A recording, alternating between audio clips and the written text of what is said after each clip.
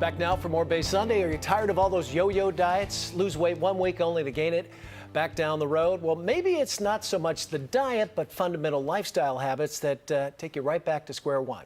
Time to conquer those so-called fat habits. And our next guest has just the thing. Her new book, The Real Skinny, Appetite for Health 101 Fat Habits and Slim Solutions. Pleased to welcome registered dietitian and co-author Julie Upton. How are you? I'm great. Thanks for having me. What did you have for breakfast today? I had 2 eggs, a little bit of whole wheat toast, and what else? And a bunch of seltzer water. Yeah, I was very thirsty. And tea. That's all good. Always have tea. Well, you're the expert, but I think everyone could kind of fine-tune their so-called fat habits, right? Yeah. What is a fat habit anyway? Well, fat habit is essentially the daily habits that derail our diets. And almost everyone you meet has at least one fat habit. Many people have several fat habits. And we've just gotten into these patterns, whether it's because of our food supply or the family that we were brought up in, or it's just, some of these habits are just ingrained. We think this is the way we should live and we eat every day, but in that there are a bunch of fat habits. I'm bad. I love salad. I eat salad till the day's long, but then I dump a quart of salad dressing. Yeah, exactly. You know? There's so you think you're doing well. Right, exactly. Like in the book, we talk about people who, I'm on a diet. People who, they drink diet soda, they use diet products, they think they're on a diet, but yet they'll have a diet soda and then they'll have, you know, like a sundae or something that, you know, absolutely counteracts the effect of the diet soda. Well, let's talk about 2 or 3 of the top fat habits. What are they? A couple. Well, I would say one of the major fat habits we see all the time is someone who says, I'm born this way. It's my genetics. Right. So, you know, I'm an example of that. You know, when God gave out fat genes, I got them all. You know, I come from a family of very high predisposition for obesity, but yet you can overcome that. And so if I'm not careful about what I eat and if I don't exercise, I will pile on pounds really easily. I'm just wired that way. But that doesn't mean, even if you come from a genetic predisposition for being very overweight doesn't mean you have to be overweight. It's not your destiny. So that would be one of the, probably the most common fat habit that we come across. And a lot of it has to do with the habits that your parents passed. We were a big condiment family. You know, ketchup and mayonnaise and all that stuff lathered on our food. Well, another great fat habit is Americans don't know how to cook anymore. For every meal that you eat out or you have as takeout, significantly increases your chances of being overweight.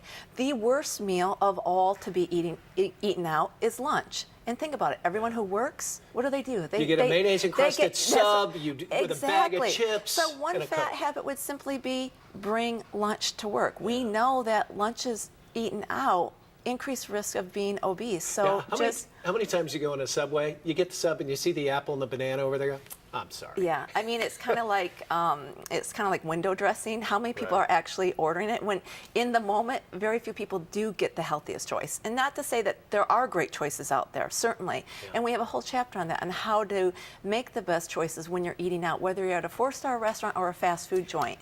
How about the company you keep? Yeah, it could be your family. Oh, Some absolutely. Are big. My mom serves plates the size of trash cans. That's right.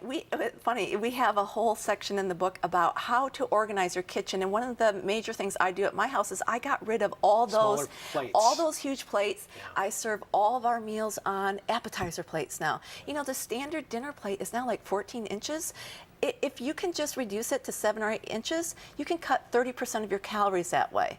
That is a huge, and you feel equally full because we eat with our eyes. So if that little appetizer plate is filled, you eat it. You eat it, and you feel satisfied. But if you got a huge dinner platter the size of a pizza, you're going to eat the whole thing, and you're going to be stuffed. I had a salad last night that would have fed me for 3 days. But it was in front of me, and I suffer from the clean plate syndrome. That is a major fat habit. And in the United States, because portions have gotten, you know, we have portion distortion. Our portions are so out of whack with what they used to be in the 70s. It's part of the reason why we're consuming so many more calories. So the simple fact of downsizing your portions is a major fat habit that you can correct. You're a big traveler. I am. So you're in airports, you're on the go. Yeah. What's a good habit to lose up when you're doing that? part of weight loss is, I always say 50% of it is planning. And so when I'm traveling, in my work bag, at any given time, there's going to be, a piece of fruit, but always dried fruit because it packs so well. There's always nuts in there.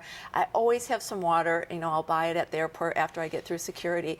But just simple planning, I don't know the last time I ate airport food. Yeah. I bring what I need to bring with me, and that's No how cinnamon buns there? I'm not doing the cinnamon. No. Well, the book is terrific. It talks about all your fat habits and solutions to kind of work your way around it. For everything that you think is why you can't lose weight, we show you how you can. How you can do it. So nice to meet you. Nice to meet you. All the best with the book. If you'd like to get a copy of The Real Skinny, log on to the app for health.com. Back with more Bay Sunday right after the break. Stay right there.